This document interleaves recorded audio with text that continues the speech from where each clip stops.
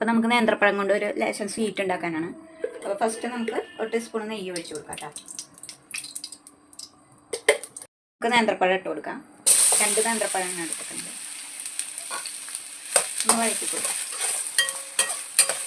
അപ്പോൾ അത്യാവശ്യം വഴന്ന് വന്നിട്ടുണ്ട് നമ്മുടെ നേന്ത്രപ്പഴം. നമുക്ക് ഇതിലേക്ക് ഒരു വലിയ ടീസ്പൂൺ 2 ടീസ്പൂൺ ഓട്സാണ് ഇട്ട് കൊടുക്കാം.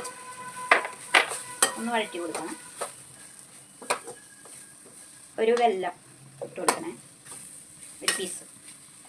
2 ഏലക്കയും കുറച്ച് റവയും, 1 ടീസ്പൂൺ റവ, വെള്ള റവയാണ്. അപ്പം നമ്മുടെ ഓട്സും റവയൊക്കെ കൂടി ഒന്ന് വറവായിട്ടുണ്ട്. ചെറിയ ഗ്ലാസ് 1 ഗ്ലാസ് പാൽ ഒഴിച്ച് കൊടുക്കാം. ഇനി ഇതിൽ കിടന്ന് വേവട്ടെ, കുറുകി വേവട്ടെ. അപ്പം നമ്മുടെ പഴം റെഡി ആയിട്ടിട്ട് ഇതിലേക്ക് കുറച്ച് ഉപ്പിട്ട് കൊടുക്കണേ, ഇളക്കി കൊടുക്കാം.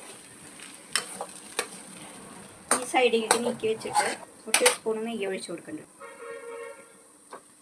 ഇതിലേക്ക് 2 മുട്ട ഉടച്ചൊഴിക്കണം. മുട്ട ഒന്ന് വേവട്ടെ.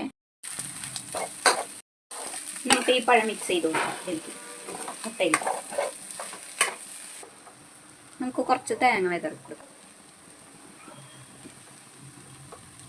അധികം വേണ്ട, കുറച്ച് മതി.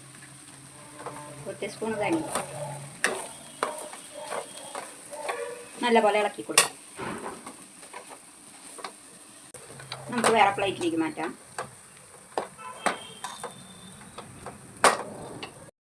അപ്പോൾ നമ്മുടെ സ്വീറ്റ് ഇവിടെ റെഡി ആയിട്ടുണ്ട്. എല്ലാവരും ഇതുണ്ടാക്കി നോക്കണം കേട്ടോ. ഫീഡ്ബാക്ക് അറിയിക്കണം. ലൈക്ക് ചെയ്യുക, ഷെയർ ചെയ്യുക, സബ്സ്ക്രൈബ് ചെയ്യാം കേട്ടോ.